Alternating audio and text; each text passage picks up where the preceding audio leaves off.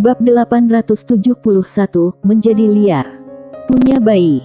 Setelah mendengar perkataan Citian, wajah Fanny Zhou tiba-tiba memerah. Biarpun dia sudah menjalin hubungan dengan Sander Ye, mereka belum melakukan hubungan seks. Masalah ini, dia tidak bisa mengambil inisiatif sebagai seorang wanita, bukan? Dao Jun di sampingnya tiba-tiba bertanya, bukankah ini terlalu jauh? Citian menggelengkan kepalanya, tidak jauh, pendeta Tao tua, kamu belum pernah memiliki seorang wanita, kamu tidak mengerti. Dao Jun menoleh untuk melihat ke arah Citian, apakah kamu pernah? Citian mengatupkan kedua tangannya dan berkata, Amitabha. Mari kita ganti topik. Setiap orang. Perdana Menteri Yuan tiba-tiba berkata, memang tidak jauh. Tuan Ye ini adalah pria yang sangat cakap dan sangat tampan. Dia pasti sangat populer di kalangan wanita. Terlebih lagi, menurut aku daya tahannya tidak terlalu baik. Berbicara tentang ini, dia melirik ke arah Fanny Zhou, dan kemudian berkata, oleh karena itu, Yang Mulia benar-benar perlu lebih memperhatikan. Tentu saja, aku tahu bahwa Yang Mulia tidak ingin hubungan cintanya dengan Tuan Ye tercampur dengan ini, tetapi Yang Mulia harus memahami bahwa Tuan Ye mewakili alam semesta Guanxuan, kamu mewakili dinasti Zhou. Ada beberapa hal yang kamu dan Tuan Muda Ye tidak pedulikan, tetapi kami peduli. Dao Jun mengangguk dan setuju, apa yang dikatakan Perdana Menteri Yuan adalah apa yang ingin aku katakan. Fanny Zhou terdiam. Citian tiba-tiba mengeluarkan setumpuk botol dan toples lalu meletakkannya di hadapannya. Semua orang sedikit bingung. Citian berkata dengan serius, Yang Mulia cari kesempatan untuk memberikan ini kepada Tuan Ye, Tuan Ye akan menjadi ganas. Setiap orang. Aula ke-10 Jalan Jahat. Pada hari ini, seorang pria tiba-tiba muncul di depan aula utama. Pria itu mengenakan jubah hitam dengan lukisan hantu ganas. Kantong matani hitam, terlihat jelas terlalu mengumbar nafsu. Di belakang laki-laki itu juga ada seorang lelaki tua kurus. Meski kurus, matanya setajam pisau.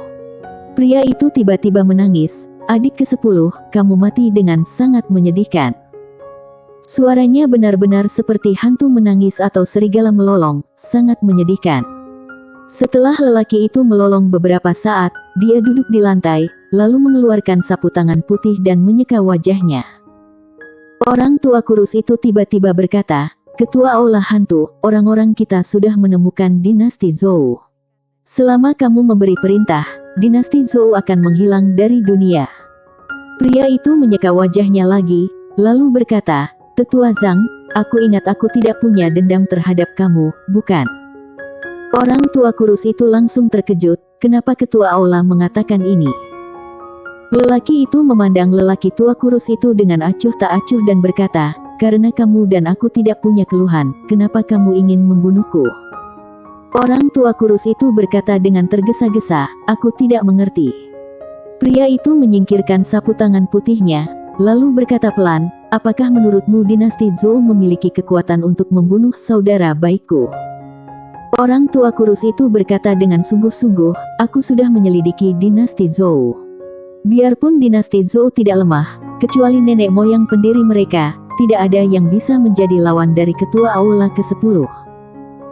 Berbicara tentang ini, dia ragu-ragu sejenak, dan kemudian berkata, orang yang membunuh Ketua Aula ke-10 seharusnya adalah orang di belakang Sander Ye.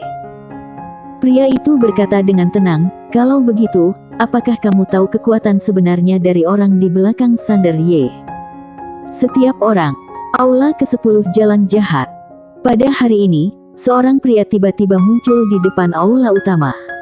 Pria itu mengenakan jubah hitam dengan lukisan hantu ganas. Kantong matani hitam, terlihat jelas terlalu mengumbar nafsu. Di belakang laki-laki itu juga ada seorang lelaki tua kurus. Meski kurus, matanya setajam pisau. Pria itu tiba-tiba menangis, adik ke-10, kamu mati dengan sangat menyedihkan. Suaranya benar-benar seperti hantu menangis atau serigala melolong, sangat menyedihkan. Setelah lelaki itu melolong beberapa saat, dia duduk di lantai, lalu mengeluarkan sapu tangan putih dan menyeka wajahnya. Orang tua kurus itu tiba-tiba berkata, Ketua Aula Hantu, orang-orang kita sudah menemukan dinasti Zhou. Selama kamu memberi perintah, dinasti Zhou akan menghilang dari dunia. Pria itu menyeka wajahnya lagi, lalu berkata, Tetua Zhang, aku ingat aku tidak punya dendam terhadap kamu, bukan? Orang tua kurus itu langsung terkejut, kenapa ketua aula mengatakan ini?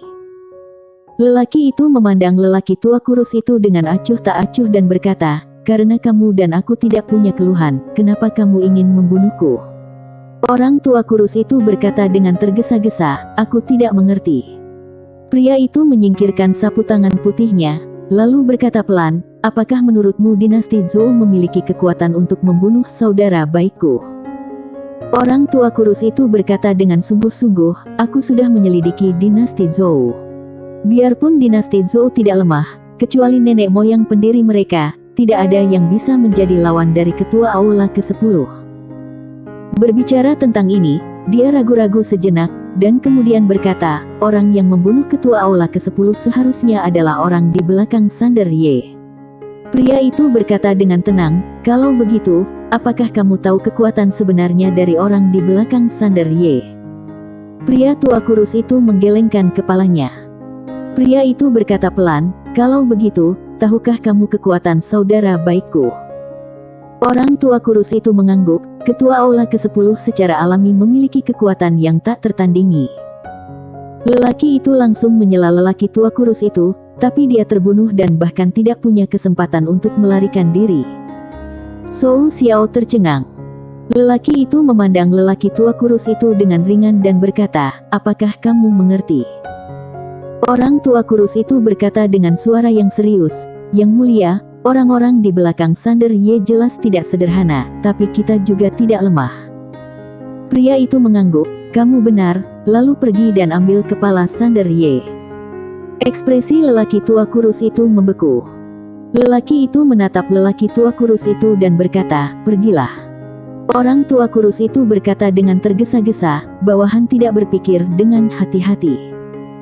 Pria itu menarik pandangannya dan kemudian melihat sekeliling. Ada 7 ranah Kai Tao di aula ke-10, dan kekuatan dari adik ke-10 jauh melampaui ranah Kai Tao rata-rata. Namun, setelah mereka pergi ke dinasti Zhou, mereka semua dimusnahkan, bukan hanya mereka tidak punya kesempatan untuk melarikan diri, bahkan tidak ada kesempatan untuk mengatakan kejadian yang sebenarnya. Apa artinya ini? Itu berarti orang yang membunuh mereka jauh lebih kuat dari mereka. Orang tua kurus itu berkata dengan suara yang serius, sejauh yang kita tahu, hanya ada 2 master teratas di alam semesta nyata. Yang satu adalah Dewa Nyata, dan yang lainnya adalah Ketua Sekte Jennifer, tetapi tidak mungkin bagi keduanya untuk datang ke sini. Pria itu bertanya, bagaimana kamu bisa menjamin bahwa tidak ada pakar top lainnya? Orang tua kurus itu terdiam. Pria itu tiba-tiba berkata, bukankah adik ke-9 pernah ke sini sebelumnya? Orang tua kurus itu mengangguk, dia pernah ke sini sebelumnya, dan bahkan pergi ke dinasti Zhou, tetapi karena alasan tertentu, dia tidak mengambil tindakan. Pria itu mencibir, dia dan adik ke-10 tidak ada hubungan dekat, jadi kenapa dia harus mengambil tindakan? Tentu saja, alasan kenapa dia tidak mengambil tindakan tidak sesederhana karena tidak dekat. Orang tua kurus itu berkata dengan sungguh-sungguh, apa maksud ketua aula adalah ketua aula ke-9 menemukan sesuatu? Pria itu mengangguk, ya. Orang tua kurus itu ragu-ragu sejenak, lalu berkata, kalau begitu, apakah kamu ingin membalaskan dendam ini? Omong kosong. Pria itu segera duduk dan berkata, adik ke-10 adalah saudaraku yang sehidup dan semati. Kami membawa senjata bersama dan mencari pelacur bersama. Setelah itu, dia segera berhenti. Orang tua kurus itu menundukkan kepalanya sedikit dan tidak berkata apa-apa, berpura-pura tidak mendengar. Pria itu melanjutkan, adikku terbunuh. Bagaimana aku bisa menerima ini? Orang tua kurus itu mengangguk sedikit. Kali ini dia belajar menjadi pintar dan berhenti bicara. Bagaimanapun, kamu adalah bosnya, jadi aku akan melakukan apapun yang kamu katakan. Pria itu menambahkan, namun, pemuda itu tidak sederhana. Kalau kita bertindak gegabah seperti ini, kita mungkin akan menderita kerugian, jadi. Setelah mengatakan ini, dia memandang lelaki tua kurus itu. Kelopak mata lelaki tua kurus itu berkedut. Dia ragu-ragu sejenak, lalu menggertakkan gigi dan berkata, kalau ketua aula memberi perintah, biarpun mendaki gunung pedang atau turun ke lautan api, bawahan tidak akan ragu untuk mati. Setelah itu, dia sudah mengambil keputusan. Kalau ketua aula berani membiarkan dia mencari Yesander Ye sendirian, dia akan melarikan diri tanpa ragu-ragu. Ada 9 ketua aula, tapi dia hanya ada 1 nyawa. Lagi pula, orang di belakang Sander Ye bahkan bisa membunuh ketua aula ke-10. Membunuhnya bukankah sama dengan membunuh seekor ayam? Pria itu berkata pelan, jangan khawatir, aku tidak akan membiarkanmu mati. Orang tua kurus itu tiba-tiba menghela nafas lega. Pria itu menambahkan, sangat mudah untuk mengetahui seberapa kuat orang di belakang Sander Ye. Saat dia berbicara, dia tertawa dan berkata, kirimkan perintah buronan atas nama aliansi Jalan Jahat, yang mengatakan bahwa siapapun yang membunuh Sander Ye akan diberi hadiah garis keturunan semesta dan 100 kristal abadi. Kristal abadil. Orang tua kurus itu tertegun dan berkata dengan suara gemetar, ketua aula, 100 kristal abadi. Apakah kamu punya begitu banyak? Pria itu berkata dengan tenang, tidak. Ekspresi lelaki tua kurus itu membeku. Pria itu berkata dengan lembut, godaan ini sangat besar dan banyak orang tidak bisa menolaknya. Kita bisa menggunakan kesempatan ini untuk melihat kekuatan sebenarnya dari Sander Ye dan orang-orang di belakangnya. Orang tua kurus itu ragu-ragu sejenak, lalu berkata, kalau seseorang benar-benar membunuh Sander Ye. Pria itu berkata, aku berhutang. Orang tua kurus. Pria itu melambaikan tangannya dan berkata, pergilah. Orang tua kurus itu mengangguk, lalu berbalik dan pergi. Sander Ye. Orang tua kurus itu menggelengkan kepalanya dan tersenyum. Dia tahu bahwa begitu perintah buronan aliansi Jalan Jahat dikeluarkan, banyak master top di seluruh alam semesta akan segera menjadi gila. Kristal abadi. Faktanya, garis keturunan leluhur tidak begitu efektif bagi mereka di ranah Kaitao, tetapi yang masih sangat efektif bagi ranah Kaitao adalah kristal abadi. Namun benda ilahi semacam ini hanya ada di alam semesta peradaban tingkat kelima. Kristal abadi tidak hanya mengandung kekuatan keabadian, tetapi juga bisa meningkatkan garis keturunan, jiwa, dan umur seseorang. Selain itu, kristal abadi ini juga memiliki efek penyembuhan yang sangat mengerikan. Dapat dikatakan bahwa kristal abadi hampir maha kuasa. Belum lagi 100 kristal abadi, bahkan 10 kristal abadi sudah cukup untuk membuat para ahli ranah Kaitao bertarung sampai mati. Dan 100 buah pasti bisa membuat orang-orang mesum di domain naik surga menjadi gila. Pria itu berbalik dan melihat ke aula yang kosong. Tidak tahu apa yang dia pikirkan, tiba-tiba dia merasa sedih di dalam hatinya dan langsung meratap, adik ke-10, kamu bisa pergi dengan tenang. Aku akan menjaga istrimu. Di dalam pagoda kecil, Sander Ye sudah mempelajari jalan waktu dengan Yinia selama lebih dari 20 tahun. Di bawah bimbingan Yinia, pencapaiannya dalam jalan waktu sudah meningkat pesat. Setelah memahami jalannya waktu, Sander Ye juga terobsesi. Jalan waktu. Pada hari ini, Sander Ye tiba di pegunungan. Matanya perlahan tertutup, dan dunia menjadi sunyi. Tiba-tiba, Sander Ye membuka matanya dan mengayunkan pedangnya. Tidak ada gerakan. Saat ini, angin sepoi-sepoi bertiup dari langit dan bumi. Dalam sekejap, pegunungan di sekitarnya berubah menjadi abu dan menghilang bersama angin. Satu pedang mengubah dunia. Melihat pemandangan di depannya, Sander Ye sedikit mengangkat sudut mulutnya. Satu serangan pedang ini cukup untuk memotong umur 10.000 tahun seseorang.